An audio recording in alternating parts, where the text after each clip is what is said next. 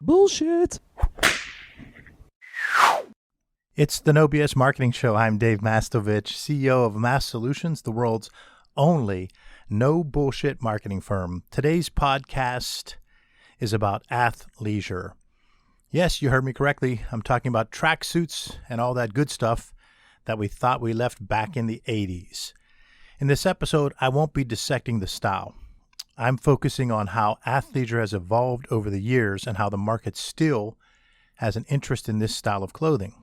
And most important, how that's all tied to marketing. Athleisure is defined as a casual, comfortable clothing designed to be suitable both for exercise and everyday wear. Here's a little fun fact to get us started. Athleisure made its debut in the 1930s. The 1930s, when William and Abe Feinblum invented the hoodie for Bill Belichick. No, for laborers in Rochester, New York, to help combat the cold temperatures. From this hoodie, the Champion brand was born.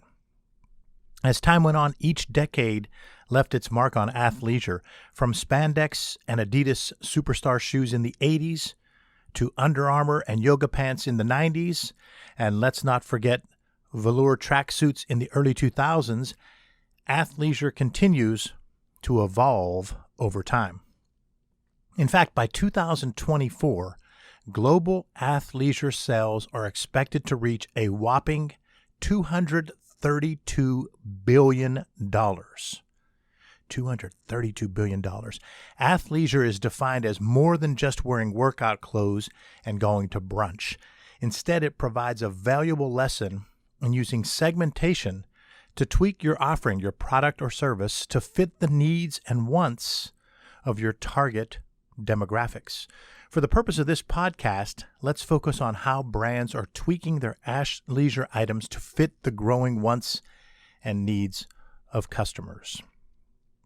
Brands are doing collaborations with well-known celebrities and influencers, basically anyone with clout, to help build brand awareness and fuel the interests of their target markets.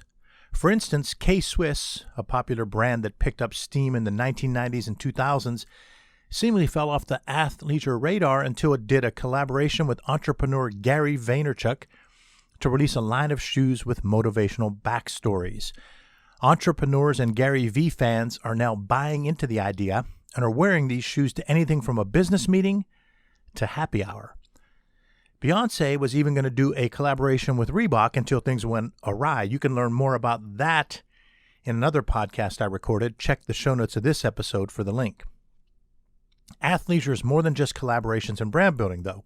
The growth as an industry can be a case study in real, no BS marketing. First, the product has changed as technology has enabled the fabric to change. New fibers enable greater odor reduction, sweat wicking, stretchability to conform to the body's shape, breathability to allow air in and out, and protection from dirt. More comfortable and more durable. That's part of the product P of the 4 Ps of the marketing mix. You know, I talk a lot about Philip Kotler, the father of marketing. Anyone that's had Marketing 101 probably remembers hearing about the 4 Ps of the marketing mix. That's the product. Tweaking and refining your product based on marketing intel. Market research is one of the 4 Ps of real marketing. Second, the segmentation includes creating different styles to reach different target groups based on income, age, gender, and even the use of psychographics to help with the look and feel and the specific message by target market. The industry has also created multiple levels by price to make sure they leverage that price P of those 4 Ps of the marketing mix. A lot of people that run companies don't realize that marketing is involved in pricing. I find this a lot in smaller and mid-market businesses, and a lot of times in B2B. The price P of those 4 Ps is a key part of the marketing mix, and that should also be driven by marketing intel, segmentation, and so forth. The messaging and the presentation of athleisure has also been great, including some of the branding ideas I've already mentioned, and that covers a third P, promotion. The last P of the 4 Ps of the marketing mix is placement, or how the product is distributed. Here's where athleisure has also been creative, leveraging both traditional brick-and-mortar stores and online buying opportunities. It's a fashion industry movement that reaffirms the idea that you don't have to wear formal clothes every day to show that you mean business. Honestly, I can't remember the last time I wore a suit and tie to work. I sometimes wear the jacket, maybe even a suit without a tie, but rarely. But just because I'm not wearing as formal of clothes as I did years ago and in corporate America doesn't mean that I don't care or that I don't take my job seriously.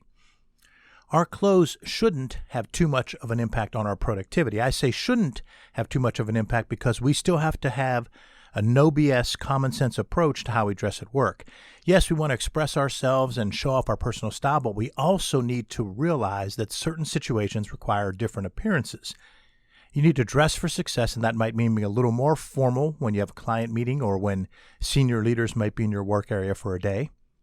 And we've all experienced that one person who defines business casual way different than the rest of us. But the reality is athleisure can be an option in more and more work situations. In this day and age, athleisure is thriving, and it's a trend that I don't foresee losing steam anytime soon. Just think, the whole idea started because two brothers in Rochester wanted their workers to be warm while on the job. This marks the end of another episode of the No BS Marketing Show, recorded from our studios in bold, beautiful downtown Pittsburgh. Remember, ask yourself, what's the big idea? And build your story around the answer. It's all about bold solutions, no BS.